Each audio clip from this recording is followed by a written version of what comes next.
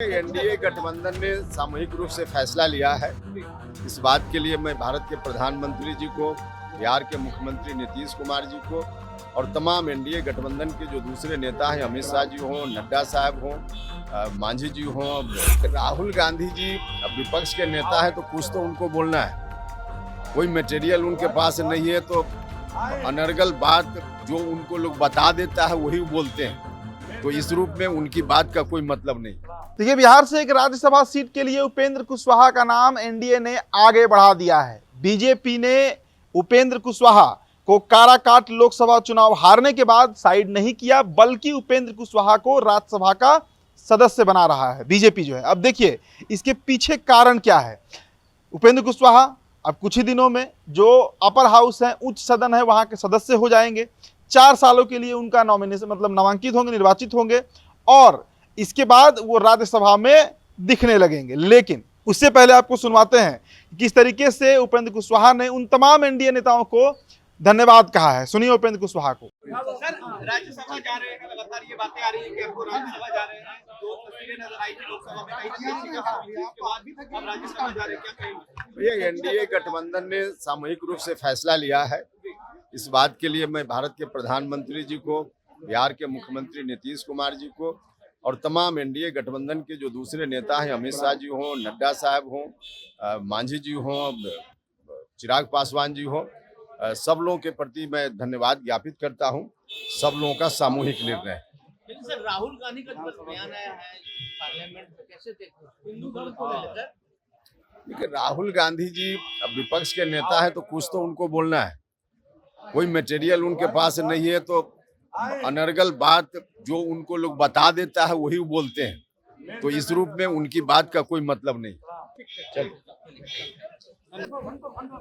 अब देखिए, बड़ा सवाल ये उठता है कि आखिर उपेंद्र कुशवाहा जो हैं उन पर बीजेपी मेहरबान क्यों है। लोकसभा चुनाव के अगर गणित को हम समझें तो लोकसभा चुनाव में भाजपा जो 5 सीटें हारी हैं, उसके पीछे एक बड़ा कारण जो है वो कुशवाहा वोटर्स बताए गए हैं। कुशवाहा वोटर्स की नाराजगी, और कई सीटें तो ऐसी हैं जैसे काराकाट खुद पकड़िए आप, इसके बाद औरंगाबाद देखिए सुशील सिंह, जहां अभय कुशवाहा ने बीजेपी के प्रत्याशी को मात दे दिया। आरा में सुदामा प्रसाद ने आरके सिंह को हरा दिया। इसके पीछे एक बड़ा कारण कुशवाहा वोटर्स बना। सम्राट फैक्टर पूरी तरीके से बिहार में असफल रहा, फेल रहा, कहीं काम होते हुए नहीं दिखा है, मतलब वोट ट्रांसफर के रूप में। ऐसी स्थिति में अब बीजेपी भी ये बात मान रही है कि उपेंद्र कुशवाहा के खिलाफ जो पवन सिंह चुनाव लड़े, उसका खामियाजा बीजेपी को बक्सर में भोगना पड़ा, आरा में देखना पड़ा, और उसके साथ ही साथ औरंगाबाद की भी सीट पर प्रभाव उसका जरूर पड़ा है।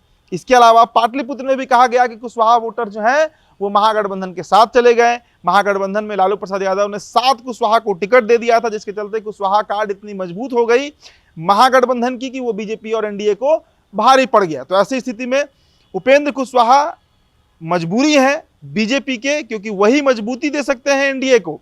विधानसभा का चुनाव आ रहा है, ऐसे में अगर उपेंद्र कुशवाहा दल बदल कर महागठबंधन में चले जाते तब समझिए कि एक बड़ा वोट बैंक जो है बीजेपी का वो खिसक सकता था। और इस बात का इल्म अमित शाह को भी हुआ, नरेंद्र मोदी को भी हुआ, और बिहार बीजेपी को भी अंतोगत्वा हो ही गया। तो भले ही उपेंद्र कुशवाहा नाराज थे, राज्यसभा जाने को तैयार नहीं थे, लेकिन बीजेपी ने उनको मना लिया है। और अब जो खबरें निकल कर आ रही हैं, राज्यसभा जाने के बाद हो सकता है कि वो कैबिनेट में भी शामिल हो, मतलब जो केंद्रीय मंत्रिमंडल होता है उसमें भी उनको शामिल कराया जा सकता है। देखिए क्या होता है, तो भविष्य के गर्भ में है। लेकिन राज्यसभा जा रहे हैं उपेंद्र कुशवाहा, उनकी पार्टी राष्ट्रीय लोक मोर्चा में खासा खुशी भी इसका दिख रहा है। फिलहाल इस रिपोर्ट में इतना ही। बहुत बहुत शुक्रिया।